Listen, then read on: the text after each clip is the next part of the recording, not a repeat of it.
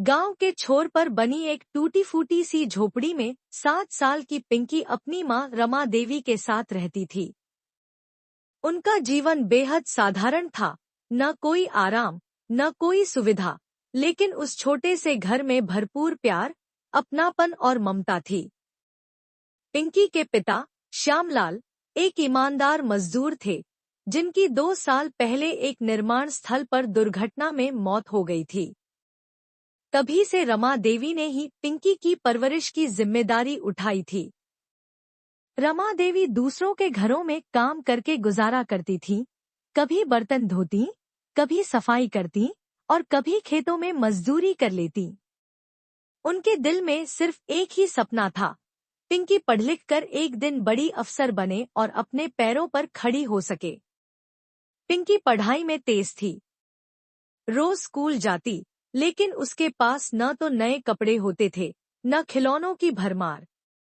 उसके पास बस एक ही खास चीज थी, एक पुरानी प्यारी सी गुड़िया, जिसका नाम उसने चंपा रखा था। वह गुड़िया पिंकी को उसके चौथे जन्मदिन पर मिली थी, जब रमा देवी ने बहुत मुश्किल से पैसे जुटाकर मेले से उसे खरीदा था। 3 साल बीत जाने के बावजूद चंपा पिंकी की सबसे प्यारी दोस्त बनी रही थी। पिंकी चंपा के साथ खेलती, बातें करती, उसे खाना खिलाती और रात को सीने से लगाकर सोती।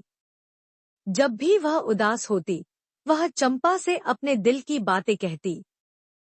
चंपा उसके जीवन की खुशियों का आधार थी। एक दिन अचानक रमा देवी को तेज बुखार आ गया। 2 दिन तक वह बिस्तर से उठ भी नहीं पाई। पिंकी ने अकेले ही मां की सेवा की, उन्हें पानी पिलाया, माथे पर पट्टियां रखीं, पंखा झलती रही। लेकिन जब बुखार नहीं उतरा, तो वह घबरा गई। गांव के बुजुर्ग वैद्य जी को बुलाया गया। उन्होंने रमा देवी की नब्ज देखी और चिंतित होकर कहा, खून की जांच और दवाइयों की जरूरत है, बच्ची। दवा लाने में कम से कम 200 रुपए लगेंगे। पिंकी का दिल बैठ गया। 200 रुपए उसकी पहुंच से बाहर थे। मां के काम बंद होने से घर में अनाज भी खत्म होने लगा था। उस रात वह अपनी मां के पास बैठी रही, आंखों में चिंता के बादल। तभी उसकी नजर अपने तकिए के पास रखी चंपा पर पड़ी। पिंकी ने चंपा को उठाया और धीरे से फुसफुसाई, चंपा, क्या तुम मेरी मां को ठीक करने में मेरी मदद करोगी? गुड़िया तो चुप थी, लेकिन पिंकी को लगा जैसे उसने हाँ कह दिया हो। अगली सुबह वह चंपा को एक थैले में रखकर गांव के एक कोने में चली गई, जहां पुरानी चीजें खरीदी जाती थी। वहां एक बूढ़ी अम्मा बैठी थी, जो पुराने खिलौनों को खरीदकर उन्हें साफ करके बेचती थी। पिंकी उनके पास पहुंची और बोली, अम्मा, क्या आप मेरी गुड़िया खरीद लेंगी? अम्मा ने चौंक कर पिंकी को देखा।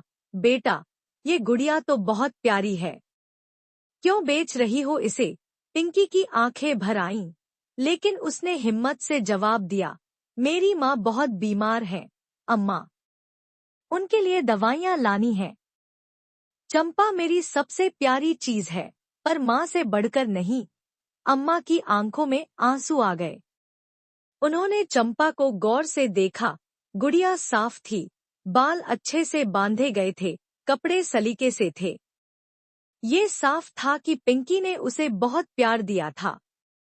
अम्मा ने बिना कुछ कहे अपनी थैली से 200 रुपए निकालकर पिंकी को दे दिए और कहा, ये लो बेटा, अपनी माँ की दवा ले आओ। पिंकी ने चंपा को आखिरी बार प्यार से चूमा, थैले में रखा और मेडिकल स्टोर की ओर दौड़ गई। दवाइयाँ लेकर वह घर आई और माँ को दवा दी। थोड़ी देर बाद जब रमा देवी को होश आया, तो उन्होंने पूछा, पिंकी, ये दवाइयाँ कहाँ से आईं? पिंकी ने मुस्कुराकर जवाब दिया, मैंने चंपा को बेच दिया, माँ। आपने ही तो सिखाया था कि दूसरों के लिए त्याग करना चाहिए। रमा देवी की आंखें छलक पड़ी।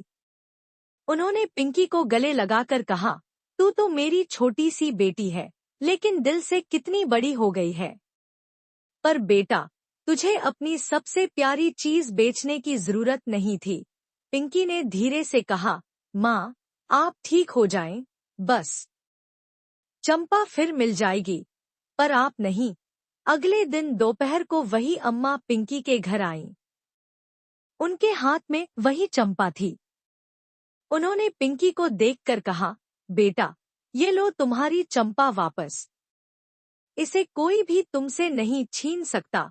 पिंकी ने हैरान होकर पूछा, लेकिन आपने तो इसे खरीद लिया था।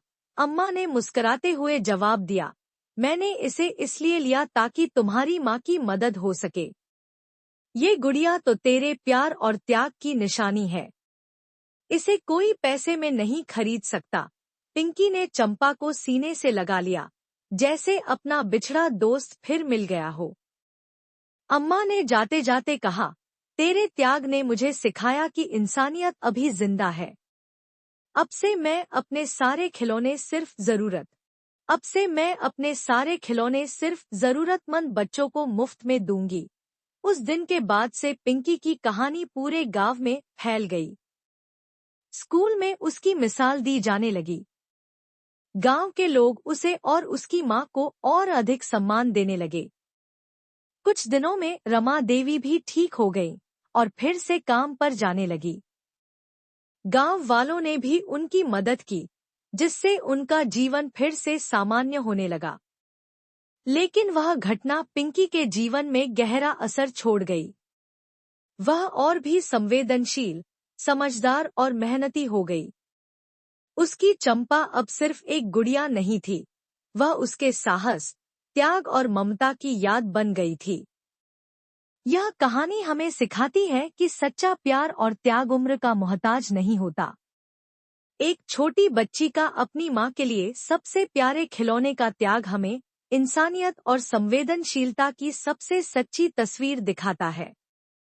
जब हम दिल से किसी की मदद करते हैं, तो जीवन हमें वही चीज और भी गहराई से लौटा देता है।